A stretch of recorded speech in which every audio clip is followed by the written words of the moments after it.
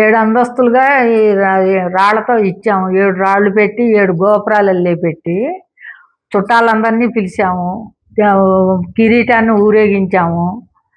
ఆ అమ్మవార్లకి అయ్యగారికి అలంకరించాము. చుట్టాలందరూ కూడా వచ్చి ఈ వయసులో బంగారు కిరీటం ఇచ్చారు. చాలా సంతోషం. మాకెవరికి ఐడియా రాలేదు. మీకొచ్చిందని అందరూ మెచ్చుకున్నారు చుట్టాలందరూ. ఆ రోజున భోజనాలు, మేళతాళాలు అందరూ బాగా జరిగింది. ఇప్పుడేంటే ఇట్ట చేశారు. గోడకు కూడా మా వంశం వాళ్ళందరి పేర్లు అంటించారు.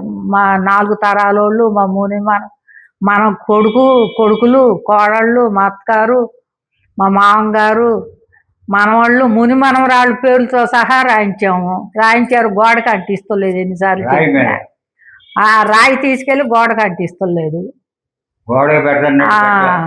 మేమేంటే వయసులో అయిపోయిన వాళ్ళు. మేమేంటే చాలా సంతోషంగా ఇచ్చాము దేవుడికి. ఇట్లా చేస్తారని మేము ఊహించలేదు. 70 లక్షలు అయింది. ₹1,00,00,000. 70 లక్షలు అయింది.